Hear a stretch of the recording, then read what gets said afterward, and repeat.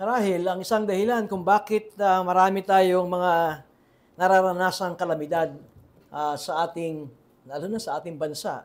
Kung tayo ay dalawin ng bagyo, ito ay from 19 typhoons to 21 bawat taon. At kaya nga talagang survivor ang Pinoy. Sa talagang tayo ay hindi nilulubayan dahil nandun tayo sa lugar at lokasyon na daanan ng mga bagyo. Naitanong ko kanina sa atin na kung bakit nangyayari ito, meron tayong inawit sa bandang hulihan ay upang manabik tayo sa ikalawang pagbabalik ng Panginoon. At paalala na ang mundong ito ay talagang patungo sa pagkawasak.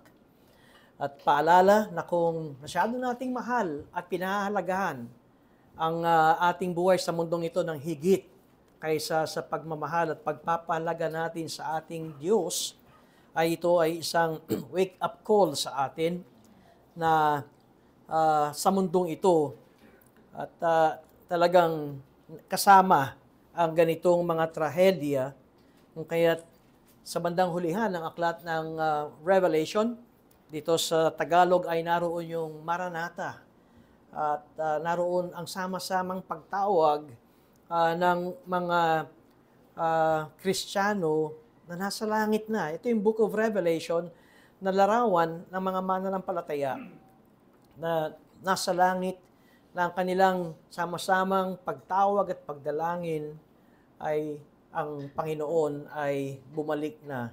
Sa gayon ay talagang maranasan natin ang bagong langit at ang bagong lupa. Sa umagang ito, ang nais kong ipangaral sa atin ay sa Awit Kapitulo 95. At nais kong basahin sa ating kalagitnaan ang salita ng Diyos. Hindi ito salita ng tao. Oo, ito po ay sinulat ng tao. Ngunit ang nasa likuran at impluwensya at kapangyarihan ng kanilang pagsulat na ito ay ang Diyos. Kung kaya't sinasabi natin, kapag tayo ay nagbabasa ng Biblia, ito ay ang salita ng Diyos. Pakinggan po natin.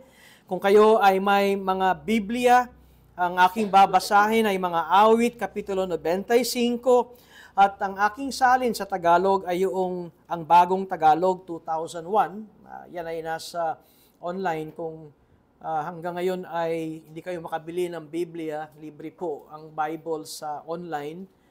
Ito man ay Play Store sa Apple. Ano yung isa? Pagka sa Google. Basta yung sa Google ay meron din. Yun lamang ang inyong hahanapin. Abtag 2001. Pakinggan po ninyo ang salita ng Diyos. O halikayo, tayo'y umawit sa Panginoon. Tayo sumigaw na may kagalakan sa malaking bato ng ating kaligtasan. Lumapit tayo sa kanyang harapan na may pasasalamat. Tayo'y sumigaw na may kagalakan sa kanya ng mga awit ng pagpupuri, sapagkat ang Panginoon ay dakilang Diyos at dakilang hari sa lahat ng mga Diyos. Nasa kanyang kamay ang mga kalaliman ng lupa, ang mga kautusan ng mga bundok ay kanya rin. Ang dagat ay kanya, sapagkat ito'y kanyang ginawa. Ang kanyang mga kamay ang lumikha ng tuyong lupa. O parito kayo, tayo'y sumamba at yumukod. Tayo'y lumuhod sa harapan ng Panginoon, ang ating manlilikha. Sapagkat siya'y ating Diyos, at tayo'y bayan ng kanyang pastulan at mga tupa ng kanyang kamay. Ngayon, kung inyong papakinggan ang kanyang tinig, huwag ninyong papagmatigasin ang inyong puso gaya sa Meriba, gaya sa araw sa ilang samasa. Nang tuksoin ako ng mga magulang ninyo, at ako'y subukin, bagaman nakita na nila ang gawa ko. 40 taon kinamuhian ko ang lahing iyon. At aking sinabi, bayan na nagkakamali sa kanilang puso, at hindi nila nalalaman ang aking mga daan. At huling talata, kaya't sa aking galit, ako ay sumumpa na sila ay hindi dapat pumasok sa aking kapahingahan. Pagpalain nawa tayo ng ating Diyos sa pagbabasa o pakikinig ng kanyang banal na salita. Maliwanag na ito ay isang kabanata na nagbibigay ng masayahing damdamin. Napansin ba ninyo, ang una pa lamang ay naroon na ang kanilang panawagan na sila ay magsama-sama na lumapit at sumamba sa Panginoon. Oh, come, let us sing to the Lord. Let us make a joyful noise to the rock of our salvation. Let us come into His presence with thanksgiving. Let us make a joyful noise to Him with songs of praise. Dito ay makikita natin ang kanilang kagalakan. Let us make not just an ordinary noise, but let us make a joyful noise. Naalala ko tuloy yung mga ibang mga narinig ko na ang awitan at samba sa iglesia ngayon ay dapat ito ay solemn. Tayo, by the way, ay solemn worshiper in a sense na tayo ay hindi naghihiyawan ng katulad ng mga parang hibang. Pero hindi natin sinasabi na bawal ang magkaroon ng ingay, pero ang ingay na ito ay ingay na may kagalakan at pagpupuri sa Diyos. Marahil, wala nga tayong musical instruments or orchestra, pero kung masusubaybayan natin ang aklat ng awit, ay naroon na mayroong mga musical instruments na nabanggit na ginagamit nila sa pagsamba at pag-awit. Yun lamang, ang mahalaga ay makikita natin na ang samba ay mga salita na ipinapahayag ang kadakilaan ng Diyos at hindi musika ang nangingibabaw. Kaya't ating laging pinapalalahanan na hindi dapat natatabunan ng musika ang awitan at ang papuri dahil ang talagang nagbibigay ng parangal sa Diyos ay ang mga awitin na may pagpapahayag sa Diyos. Kung hindi natin alam ang historical background nito, sabi ko nga tayo ay nasa ika-4 na aklat ng awit or masabi nating book 4. O ito yung ika-part 4 o ika-4 na pagbabahagi ng 150 chapters ng awit. May mga Bible, katulad nitong aking Bibliang hawak, ay mayroong hindi pagsunod doon sa division o classification ng Bible dahil sinasabi ng mga ibang scholars, yun namang classification, yung Book 1, Book 2, Book 3, at ngayon ang Psalm 95 by Book 4, ay hindi naman ito kasama sa tinatawag natin na kinasihan ng Diyos o inspired ng Holy Spirit. Pero marami sa mga scholars na nagsabi na ito ay inayos at tinipon ng nakakaunawa ng panahon ng mga nakasulat dito sa bawat kabanata. Salmo, awit, ibig sabihin, ito ay sinulat upang awitin. Ngayon, alam ba ninyo, ang Book 4 ng awit, aklat ng mga awit, ay ang panahon na ang mga Israelita ay pabalik sa Jerusalem. Sila ay naging bihag ng malayong, na dinala sila sa malayong bansa. Dinala sila sa Babylonia at doon sila namalagi ng napakahabang panahon. Si Jeremias ang nagsabi, 70 years. At pagkatapos sila ay palalayain ng Panginoon, ni Yahweh, at pababalikin sa kanilang bayan. Marahil hindi natin napapansin, kapag binabasa natin itong awit 95, ay mayroon na itong ilang henerasyon na pagkakaiba. Simulan natin yung henerasyon ni Moises. Yung henerasyon ni Moises, nung siya'y inutusan ng Panginoon na pumunta sa Egypt upang palayain ang bayan ng Diyos. Yan ang unang henerasyon. Ito ang henerasyon na nakasaksi ng kagilagilalas na kapangyarihan ng Diyos. Ito ang henerasyon na nakitang mayroong bagyo at umuulan ng niebe at may nangamamatay na mga panganay na anak, doon lamang sa Egypt, doon lamang sa mga Ehipsyo, at pagdating sa kanilang lugar at kampo, ay walang nangyayari. Para bang kapag ikaw ay nakakita ng ulan, at dito umuulan, doon nandun ang sikat ng araw. Nasaksiyan ito ng mga unang henerasyon ng mga Israelita. At saan ka makakita ang dagat ay nahati at sila'y tumawid sa dagat na pula ng tuyo. Yun ang henerasyon na sinasabi ni Yahweh. Yun ang henerasyon na sinasabi ni Yahweh, pakinggan niyo. Doon sa may verse 8, huwag ninyong papagmatigasin ang inyong puso, gaya sa Meriba, gaya sa araw sa ilang sa Masa. Ang Meriba at Masa ay ang salitang pagrireklamo at ako'y inyong hinahamon. Nagrireklamo ang mga Israelita kay Moises. Alam niyo kung bakit? Dahil ang sinasabi nila, sana hindi nyo na kami miligtas doon sa Egypt dahil ang sarap ng pagkain doon. Okay lang, kahit na kami ay mga alipin, basta buhay at kumakain. At sila'y nagrireklamo at hinahamon nila si Moises. At alam naman natin, noon pa man, kapag ang Diyos ay tumawag ng kanyang tao na maging leader, kung ang atake ninyo ay sa tao, ang inaatake at hinahamon ninyo ay ang Diyos na naglagay sa taong ito. Kaya't ang tinutukoy dito ay may dalawang henerasyon. Henerasyon ng una, henerasyon na nakasaksi ng kapangyarihan ng Diyos kung papaano sila niligtas ng Diyos sa Egypt. At ngayon, ang ikalawang henerasyon ay ang mga nabilanggo sa isang dayuhang bansa at sila'y binabalik sa Jerusalem.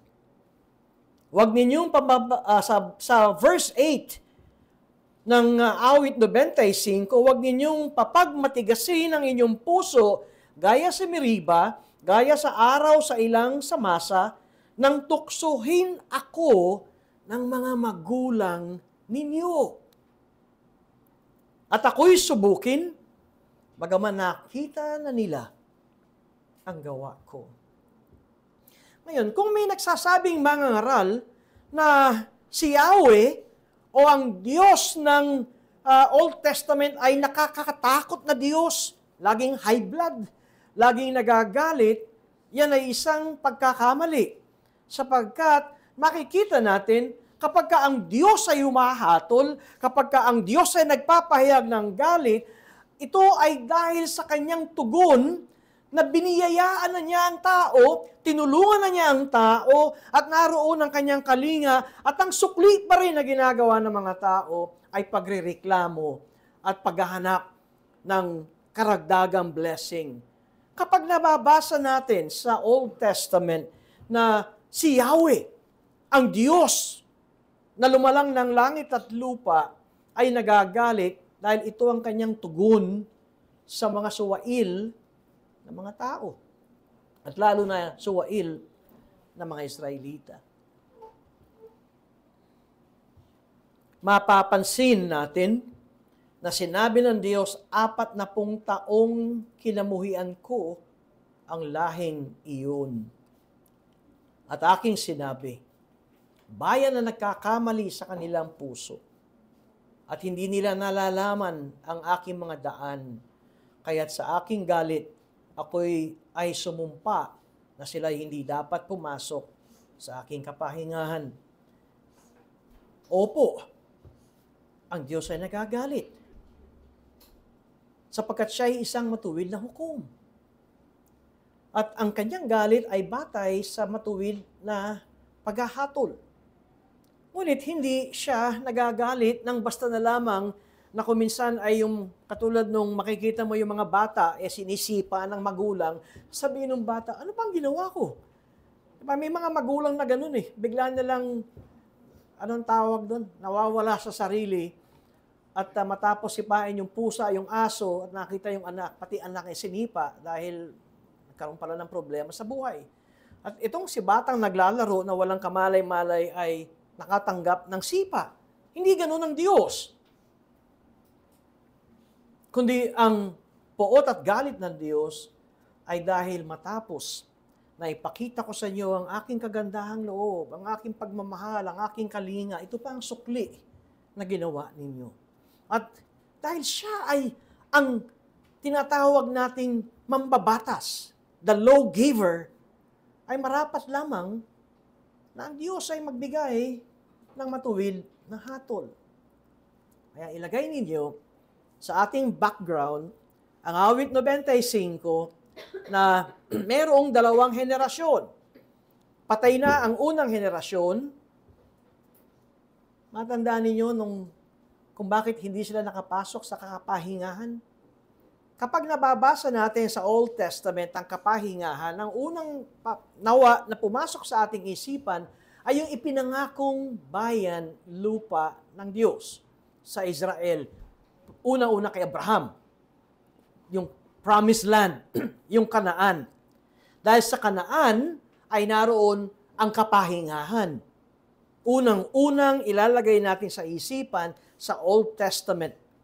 Ngunit pagdating natin sa Bagong Tipan, ay ang kapahingahan tinutukoy ay hindi na kapahingahan lupa na babalik tayo sa Israel. Ang kapahingahan tinutukoy dito ay sa pamamagitan ng kaligtasan na matatanggap natin dahil sa habag at biyaya ng Panginoong Jesucristo ng eternal rest. Ngunit, ang katapusan ng pagpapahayag ng banal na kasulatan ay may bagong langit at may bagong lupa. Napansin ba ninyo kung paano idugtong ang Kanaan sa Old Testament na sa isipan ng mga Israelita, ito ang kapahingahan. Pagdating sa Bagong Tipan, bagamat ang kapahingahan tinutukoy ay eternal rest, at ito ay sa pamamagitan ng Panginoong Jesucristo, ngunit mayroon ding bagong lupa, bagong langit, at si Jesus ang siyang mamumuno sa mga anak ng Diyos dito sa lugar na ito. Nabanggit pa nga ang lugar, ang pangalan ay Jerusalem, the New Jerusalem. Ngayon, balikan natin ang awit 95. This is the new generation. Ito'y bagong henerasyon. Patay na yung mga naunang nagreklamo. Ito yung mga nagreklamong, matandaan ba ninyo noong sinabi ni Moises na silipin ninyo itong mga bayan na ibinibigay sa atin ng Diyos? Dahil yan ay binigay sa atin ng Diyos, inutusan ni Moises ang 12 lalaki, bawat tribo ng Israel, na magmatsyag at tignan ang ganda nitong lugar na ipinangako ng Diyos. May 2 lamang ang nagsabing, lusubin natin sila, pero yung 10, mga higante. Malahigante ang mga tao doon. At di natin kaya silang talunin. Kay bilis makalimot, di ba? Nakita na yan nila kung paano kumilos ang Diyos at ilabas sila sa Egypt. Nakita nila ang paghati ng dagat. At ngayon ay kanila lamang susundin ang salita ng Diyos. Nandun kagad ng kanilang negatibo. Hindi ito nagiging para bang tinatawag lamang na positivism. Ito ay pagsunod sa utos ng Diyos. Ito ang pangako ng Diyos kay Abraham. Ito ang pangako ng Diyos kay Isaac. Ito ang pangako ng Diyos kay Jacob na sila ay dadalhin sa kapahingahan, sa promised land, sa lupang umaagos ng gatas at pulok-pukyutan. Ito'y isang matabang lupa, masarap tirhan. Dito kayo ay magkakaroon ng kapahingahan. Ngunit, hindi sila nakapasok dahil sa pagsuway.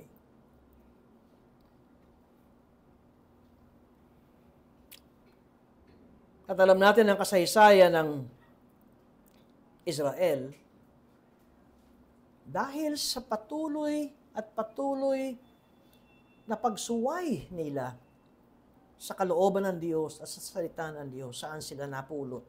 Bilanggo.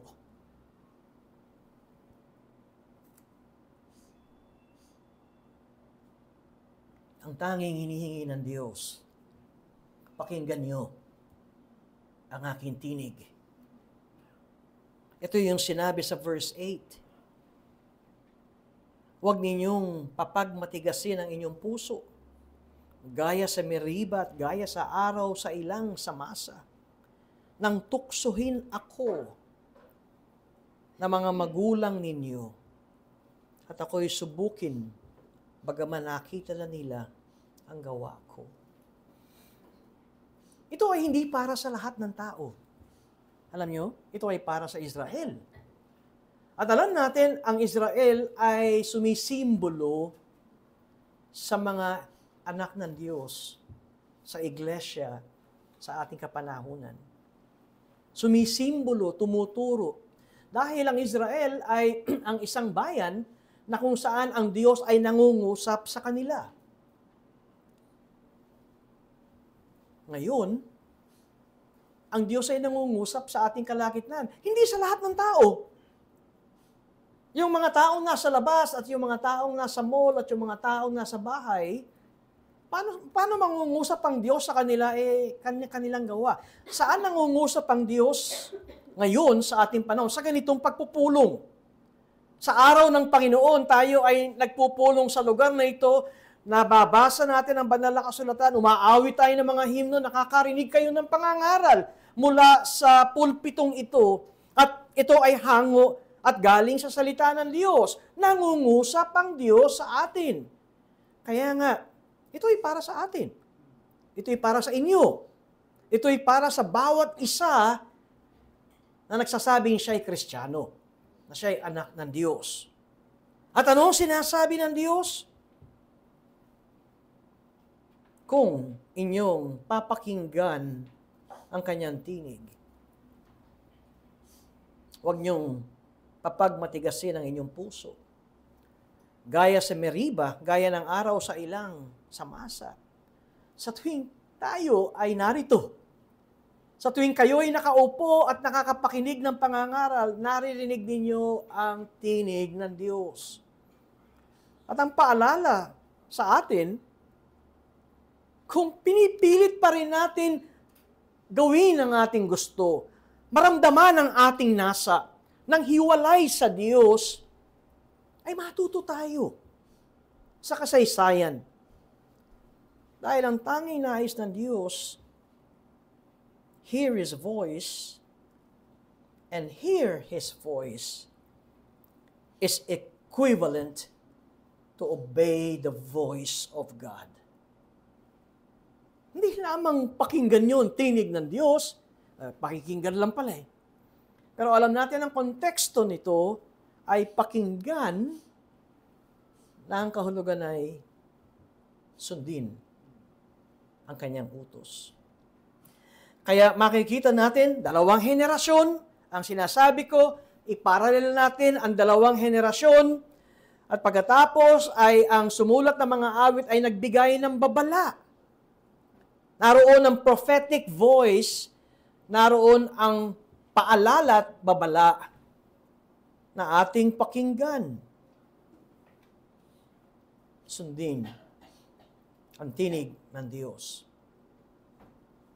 Sa unang-unang mga talata ay makikita natin ang festive, masayahing pagtawag ng pagsamba sa Diyos. Alam ba ninyo na ito ang ginamit ng mga early reformers na tinatawag na a call to worship? Hindi ito yung, sasamba na tayo sa Panginoon, yanda nyo na inyong sarili, at tayo'y lumapit sa Panginoon. Nagsisimula pa lang, parang talo na ang iyong tinig. Diba? Ito ay ang tinig na festive mood.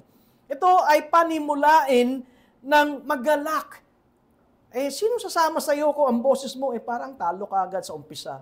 Kapanipaniwala ba na ang iyong Diyos ay Inaakit mo mga tao na lumapit tayo sa Panginoon at sumamba tayo. Ikaw mismong namumuno ay mukhang talo ang boses. This is a festive call to worship. At kung ito ay ang panahon na sila ay pabalik sa Jerusalem, galing ng Babylonia, at binihag at inapi at tinanggalan ng karangalan, ng 70 taon, patay na ang kanilang mga tatay at mga lolo, bagong henerasyon, at muli nilang naalala, tama ang pangako ng Diyos. Ibabalik nga tayo sa ating ating lupa. Kaya, isipin ninyo na sila ay pabalik sa Jerusalem at muli nilang panunumbalikin at i-restore ang pagiging mga Hudyo. At ito ang kanilang panimulain na pagtawag. Oh, come! Let us sing to the Lord. Let us make a joyful noise to the rock of our salvation. Let us come into His presence with thanksgiving. Let us make a joyful noise to Him with songs of praise. Ito ang unang-una na ating makikita. Ang unang-una na panawagan na sama-sama silang aawit na magalak at gagawa ng ingay na magalak ng pagsamba sa Diyos. Bakit? Bakit nila gagawin ito? Dahilan sa makikita natin sa talatang 3, for the Lord is a great God. For the Lord is a great King above all gods. In His hands are the depths of the earth. The heights of the mountains are His also. The sea is His, for He made it, and His hands formed the dry land. Bakit? Nandun ang panawagan na sumamba at umawit na may kagalakan sa Diyos sa verse 6. Oh, come, let us worship and bow down. Let us kneel before the Lord, our Maker. Nabanggit ko kanina, ito ang ginamit ng mga English reformers na ginagamit nilang exhortation sa panimulain na pagtawag nila sa pagsamba sa Diyos. It is a call to worship. Yan ay nasa Book of Common Prayer. Pangalawa, makita natin tayo ay lumuhod. Bakit? Dahil siya ang ating manlilikha. Dahil siya.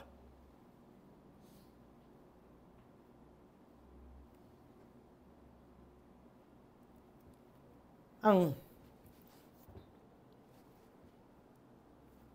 panimula ang dahilan para ang tao ay sumamba sa Diyos ay makilala niya na ang buhay niya ay galing sa Diyos. Ganito ba natin tignan na ang buhay natin ay galing sa Diyos? Yung hininga mo, saan galing yan? Libre, di ba? Yan galing sa Diyos. Yun lamang araw-araw na paglapastangan natin sa Diyos. Yun lang araw-araw na pagbaliwala sa Diyos. Ano ba, napakasimple, di ba? Pero, buti na lang ang Diyos natin na hindi katulad ng tatay at nanay natin, mapipingo talaga tayo. Matatawag tayong, ikaw pasaway. Binigay ko ng lahat, ganyan pa, sukli. Akala ko nag-aaral ka, bulak-bulak ka pala. Ay, mga ganon. Talagang, ngunit hindi ganon ang Diyos. Masasabi natin na talagang siya ay Diyos na napakahaba ng pasensya. Katunayan, ito ang gusto kong makita natin. Na kung magkakaroon ng kamalayan at talagang pagkabukas ng ating pangunawa, teka muna, lagi ko sinasabing, buhay ko to, huwag niyo akong pakialaman. Buhay ko to, huwag niyo akong pakialaman. Hindi ikaw may pag-aari ng buhay mo. Hindi ka galing sa nanay at tatay mo lamang. Pero kung minsan, nakita niyo kung gaano ka sama at kababa ng moralidad ang tao. Sinasabi nila, galing ako sa nanay at tatay ko. Tapos pagka matigas na sila, may trabaho na, at kaya ng bumuhay, nakaligtaan na si nanay at tatay, at napagsasabihan pa ng masama. Pero sinasabi nila, galing kami sa tatay at nanay ko. Kung nagagawa nila yung sa tatay at nanay nila, kayang-kaya nilang gawin sa di nakikita. Sa Diyos na di nakikita. And so, look at the first point of this chapter. Masasabi natin, Psalm 95 is a confession of faith. Ipinapahayag nila, ang unang-una, the Lord is the great God. The Lord is the great King above all gods. Ang mundong ibabaw na ito, sa talatang 4 at talatang 5, ay galing sa Diyos. Napansin ba ninyo, ang pinakatugatog ng kabundukan at ang pinakalalim ng karagatan, kaya nabanggit din yung kabundukan at karagatan ay sa Diyos, ay ang ibig sabihin ay wala nang tataas pa sa mundong ibabaw na ito, yan ay sa Diyos. Yun ang unang-unang pagpapahayag. Ito ang konbiksyon ng mga awit na ito. That we should worship God because God is our Maker. Ang Diyos ang siyang lumikha sa atin. Ang hininga natin ay galing sa Diyos. Katunayan, makikita natin that accepting with deep conviction that God is our Maker is a fundamental presupposition of the biblical faith. Ito dapat ang unang-una. Ang Diyos ang aking manlilikha. At pagkaroon tayo ng ganitong pagkaunawa, makakasamba tayo sa Kanya sa Espiritu at sa katotohanan. Only when we embrace God as our Maker.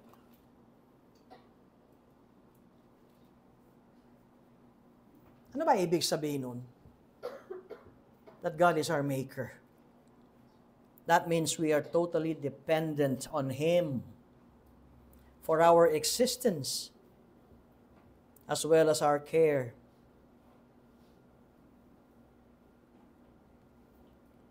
Hindi naman kinakailangan lumikha ng Diyos ng langit at lupa. Alam ba ninyo yun? Hindi naman kinakailangan lumikha ng Diyos ng tao. Alam ba ninyo yun? Dahil ang Diyos ay perpekto. Kaya, bakit siya lumikha ng kalikasan? Bakit siya lumikha ng tao, ni Adan at ni Eva, at ngayon ay naritong napakarami ng tao?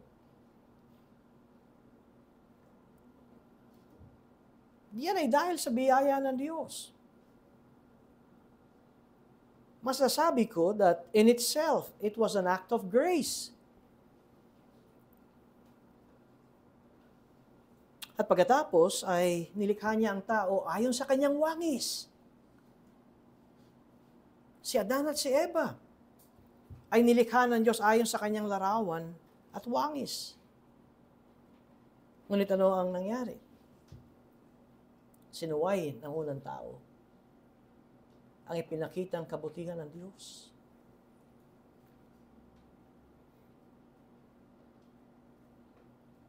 Maraming beses na ang Diyos ay nagpakita sa atin ng habag, ng biyaya. Maraming beses na.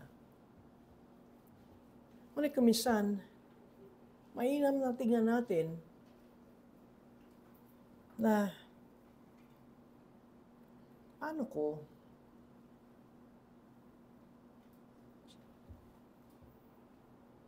i-apply sa aking buhay ang mga ginawa ng Diyos. Kaya't unang-una, sabi ko, kamalayan na makita natin siya at makilala natin siya nang siya ay ating manlilikha. Ang buhay natin ay sa Diyos. Lahat ng tao, katunayan, na may hininga, ay ang Diyos ang siyang may tangan.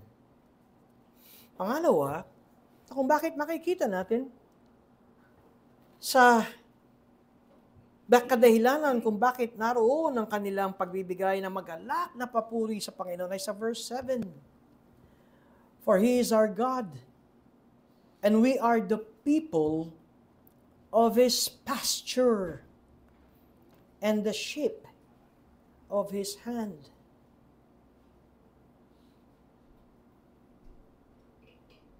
Meron siyang pagpapahayag dito sapagkat siya ay ating Diyos at tayo'y bayan ng kanyang pastulan at mga tupa ng kanyang kamay. Matatandaan niyo ba yung sinabi ng Panginoong sa Kristo, ako ang mabuting pastol at nakikilala ko at nalalaman ko ang aking mga tupa. At yung mga tupa ko, kilala nila ang aking tinig. At kapag narinig nila ang aking tinig, susunod sila. Dito ay meron tayong makikitang tinatawag natin na covenant relationship ng Diyos.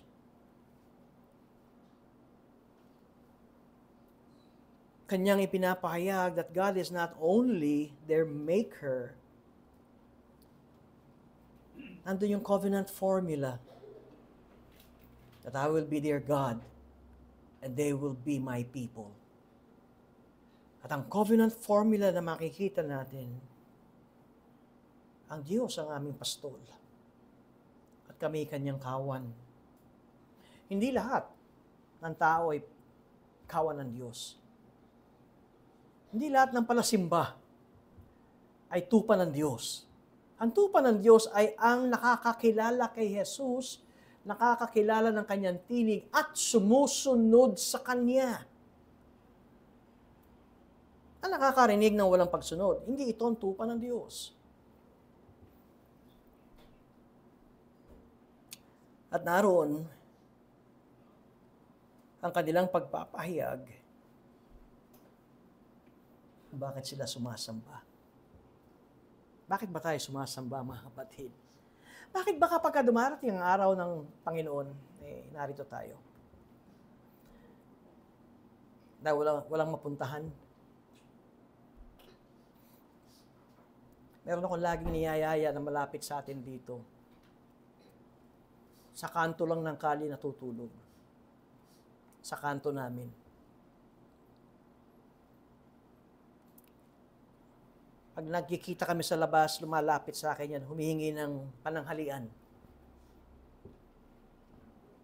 At kuminsan panghapunan, pag naabutan niya ako sa labas ng gate. Sabi ko, paano kapag linggo? Paano ka kumakain? Pag may nag-abot, punta ka sa amin, kahit pa paano. Makakakain ka ng pandesal, kape, anli, tanghalian. Dagdagan mo pa ng hapon. Meron ka pa rin merienda at kape, anli. Kung wala ka lang makain, punta ka.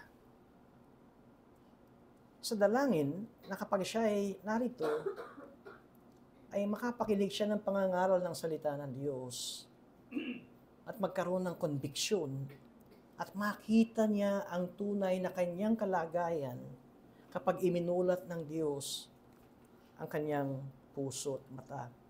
Kung hindi man, kahit paano, napakain natin siya. Kaysa naman siya ay nagugutom. Nakatulong pa rin tayo. Pero dito sa awit 95, ito'y mga kawan ng Diyos. Hindi lang sila mga tinatawag na chosen people or chosen nation ng Israel, pero makikita natin yung kanilang pagpapahayag na siya ang aming pastol at kami, o siya ang aming pastol at kami ang kanyang tupang at kawan, kung kaya't naroon ang aming katiyakan. Kung minsan kailangan talaga tayong, alam niyo yun, yung tinatawag na the school of hard knocks. Kailangan mauntog talaga tayo para talaga magising. Ang dami nating mga liku-likong daan. At di ba't kapag tayo nananalangin, salamat Panginoon, di mo ko binitawan. Pasaway akong anak ng Diyos Dami kong liku-liko. Bakit hindi niyo ako pinabayaan? Sapagkat ako ang iyong pastol. Makikita natin sa bagong tipan na naliligaw ang isa, hahanapin ng pastol. At ito ang ating Diyos. At siya si Jesucristo na siyang ating mabuting pastol. Kaya ano ang tutunaw sa ating puso ng ating pagsamba at pagpapasakop sa Diyos? Ano ang tutunaw? Alam niyo kung ano? Ang walang hanggang pag-ibig ng Diyos sa ating pasaway at liku-likong buhay hanggang sa tayo ituwid at iayos ng Diyos. Pero kung minsan sasabi natin, salamat Panginoon at ako iyong tinutuwid. Pero pag talagang tinignan natin ang buhay natin, may mga liku-liko pa rin, pero konti na lang. Diba? Hindi katulad dati, talagang bending ang liko natin. Dahil hindi pa tayo perfect. Paano natin tignan ang ating buhay sa mundong ito? Bilang mga anak ng Diyos. Meron ako nabasang isang pagsasalarawan. Merong isang pastor na dumalaw sa kanyang parishioner, sa miyembro ng isang iglesia sa Chicago. Dahil ang miyembrong ito ay nasunog ang kanyang katawan. Kasama rito ang kanyang mukha. Babae ito. Ito ang babaeng andun ang kanyang kalingat, pagsisikap na maisaayos ang kanyang mukha at katawan. Alam niyo na yun siguro, kayong mga babaeng lagi nakaharap sa salamin. Alam niyo yung mirror, mirror on the wall. Di ba? At sa probidensya ng Diyos, nasunog ang kanyang katawan. Sunog ang kanyang mukhang napakaganda. At itong pastor na ito, nang dumalaw, ay lungkot na lungkot. Sapagkat di na mawangis, di na makita kagandahan sa babaeng ito.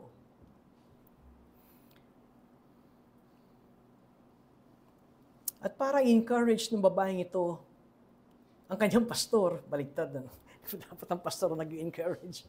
Pero dahil talagang wasak ang mukha ng babaeng ito, ang sabi ng babaeng ito, pastor, meron pong drawer dyan sa dito sa kwartong ito, nasa ospital siya. Pwede po bang pakikuha yung larawan, picture ng napakagandang babae? At pagkuha ng pastor, sabi ng pastor, oh, ikaw ito Ikaw itong nasa larawan. Ito ang sinabi ng babae. Pastor, this is the way I want you to see me. Yung larawang yan, ang gusto kong mailagay sa iyong isipan ng aking itsura. Ang tinutukoy niya ay hindi yung kagandahang panlabas, kundi yung kagandahan na nasa aking puso.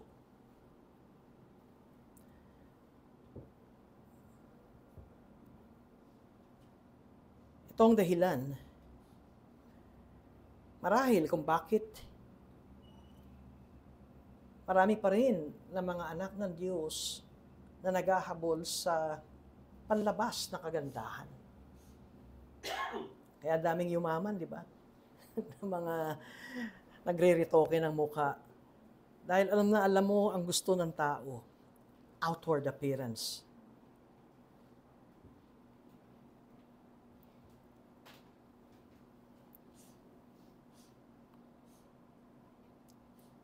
Marahil marinig natin madalas ang Heidelberg Catechism at nagtanong, why then does God have the Ten Commandments preached so strictly since no one can keep them in this life? Bakit? Ito sa Heidelberg Catechism, bakit ba kinakailangan laging mapalalahanan sa mga Kristiyano ang Ten Commandments? Hindi naman natin masusunod ito. Anong sagot ng Heidelberg Catechism?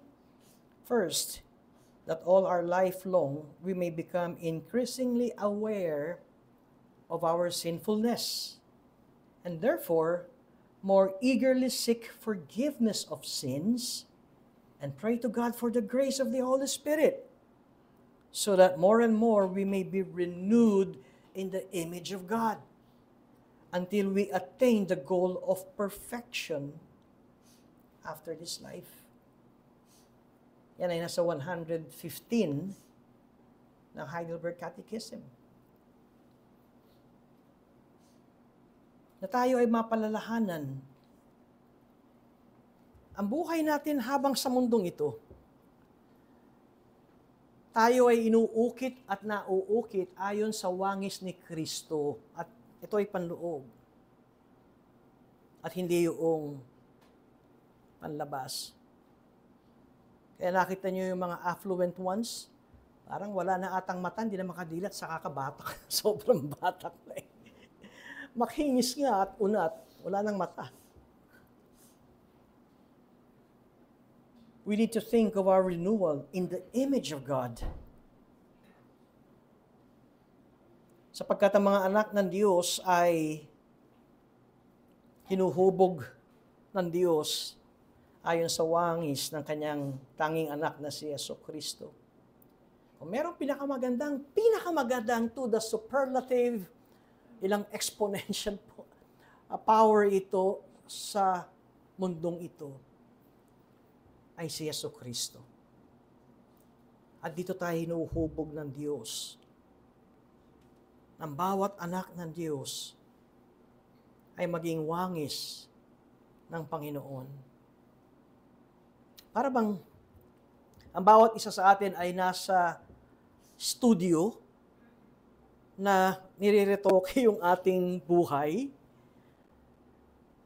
Hinuhubog yung ating buhay. At ang umuhubog dito ay walang iba kundi ang banal na Espiritu. Hanggang sa tayo maging wangis ni Kristo.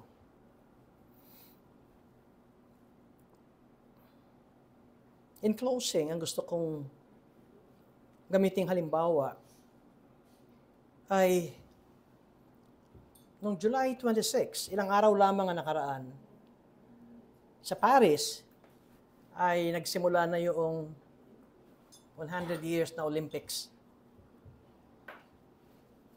Ang gusto kong i-highlight dito ay 100 years ago ay merong isang Olympic champion. 100 years ago. Alam niyo ang pangalan niya? Napalabas to sa sine. Yung merong music na ito, dan dan dan dan, Chariots of Fire. Si Eric Liddell. At ito ay noong 1924, Paris Olympics. At ngayon ay nagsa-celebrate ang 2024 Paris Olympics ng 100 years. Pero sa atin mga Kristiyano, nawa ang makita natin dito ay yung magandang halimbawa at huwaran nitong si Eric Liddell. Siya ang kinakatakutan na runner noong mga panahong yun sa 100-meter dash, 200-meter dash, 400-meter dash. Pero nung siya'y tatakbo ng 100 meters na taong linggo, hindi siya tumakbo. Alam niyo bakit? Alam niyo na. Kristiyano kayo eh. Araw ng Panginoon. Hindi ako sasali sa Olympics competition dahil ako'y sasamba sa Diyos. Dahil doon, natalo siya. Yung kanyang mahigpit na rival, British din ito, na sprinter na si Harold Abrahams ang nanalo. Pero kung tumakbo si Eric Liddell, tiyak na siya ang mananalo. Ang nakikita natin ay ito ang tao kung paano niya i-honor ang Diyos sa kanyang araw ng Panginoon. Pero itong mas nakakagulat kay Eric Liddell, nung siya'y bumalik sa England as a champion, nanalo pa rin siya sa 400-meter dash. At ang mga interview sa kanya ay nakakatuwa. At sinasabi niya na, I believe God made me for a purpose. But He also made me fast. Sabi niya ito, when I run, ang sabi ni Eric Liddell, I feel His pressure. Or I feel His pleasure. Siya'y tumatakbong may kagalakan sa Panginoon. Ibig sabihin, pati yung kanyang pagiging atleta ay para sa kaluwalhatian ng Diyos. At ang nakakagulat dito ay pag-uwi niya sa Britain, nagkaroon ng announcement ng church na kanyang kinabibilangan, Scottish Church, na si Eric Liddell ang mga ngaral. Kaya punong-puno ng media yung church na yon. Standing room only. First time na nangyari. Dahil yung preacher ay Olympic champion. Alam ang text niya? Ang ginamit niyang text ay ang Psalm 119, verse 18. Open mine eyes, Lord, that I may behold wondrous things out of your law. Ito ang kanyang sermon. At pagkatapos, kanyang sinabi, ako'y pupunta sa China para maging misyonero. At ang daming pumigil kay Eric Liddell na sabihin, ba't kinakailangan pang pumunta sa malayo? Dito lamang sa Britain ay pwede ka nang makatulong at maka-encourage at makapangaral at ikaw yung maging halimbawa. Muli, ang sagot niya ay ito, because I believe God made me for China. And the next summer, siya lumakbay sa China. At doon siya naging misyonero. Siya ay namatay ng February 21, 1945. At itong kanyang laging sinasabi sa mga fellow missionaries, quoting Paul's letter to Timothy sa 2 Timothy chapter 4, verse 7, I have kept the faith.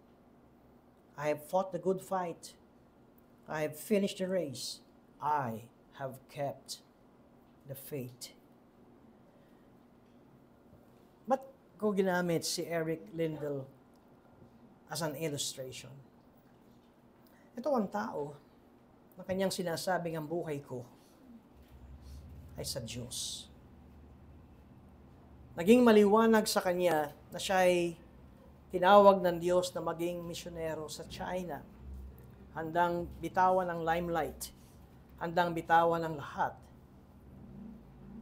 Sundin at gawin ang kalooban ng Diyos. Hindi lahat tayo ay tinawag na maging misyonero. Hindi lahat tayo ay tinawag na maging mangangaral. Hindi lahat tayo ay tinawag na maging lingkod ng Diyos. Katunayan, ang sabi ni Eric Liddell, pupurihin ko ang Diyos kahit ako'y atleta. Ito ang isang napakagandang turo ng mga reformers nang ang trabaho ay nakapagbibigay ng kaluwalhatian sa Diyos. Si Martin Luther na nagsabi, kahit na yung nanay na nagagatas ng gatasan sa isang baka, ito ang trabaho ng nanay. Kumukuha ng gatas sa baka, at kung ito ay gagawin niya para sa kaluwalhatian ng Diyos, ang Diyos ay nalulugod. Kaya, anuman ang ating ginagawa, anuman ang ating trabaho, ang tanong, kinikilala ba natin na siya ang ating manlilikha? Kinikilala ba natin na siya ang ating pastol? At habang tayo ay nasa mundong ito, aware ba tayo na yung mga pagsubok sa ating pananampalataya, alam ba ninyo, yung minsan biglang dumarating sa atin na hindi natin inaasahan at biglang Sinasabi natin, nahamon na naman yung aking kabanalan. Lumabas na naman yung aking pagiging, di ba? Dahil, hinuhubog tayo ng Panginoon. Napansin ba ninyo kung gaano kabilis ang conviction sa atin kapag tayo nakagawa ng mali? Dahil nandun ang Holy Spirit at hinuhubog tayo ng Panginoon. At nawa mga kapatid, kapag dumarating tayo sa Psalm 95, ito ang maging dahilan kung bakit tayo ay umaawit sa Diyos. Kung bakit tayo ay magalak na sumasamba sa Diyos. Ang sabi sa English Bible, let us make a joyful noise to the rock of our salvation. It is a military term na ang rock of our salvation is our refuge. Ito yung pinupuntahan para ikaw ay magkaroon ng proteksyon. Iingatan tayo ng Panginoon habang tayo nasa mundong ito. At kung sa tingin natin na tayo ay pinadaan niya sa mga problema at pagsubok at kawalan, may dahilan ng Diyos. Pero hindi nawawala ang kanyang pag-iingat sa atin. May we all worship the Lord nang merong ganitong puso. Oh, come. Let us sing to the Lord.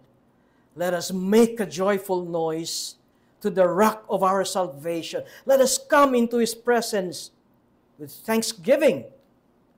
Let us make a joyful noise to Him with songs of praise.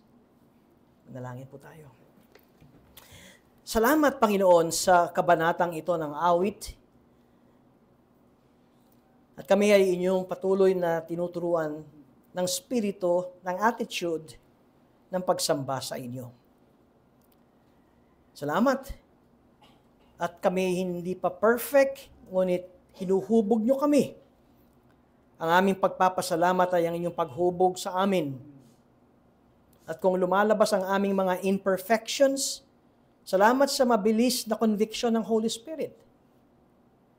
At mabilis na kami ay lumalapit sa inyo at humihingi ng pagsisisi ng aming mga nagawa. At salamat. At kami inyong ginagabayan sa tuwing dumarating ang araw ng Panginoon at dinadala sa panambahang ito upang marinig namin ang inyong tinig, upang marinig namin ang pangangaral ng inyong mga lingkod at bigyan niyo kami ng kakayanan na masunod ang mga ito. Sa ngalan ni Jesus. Amen.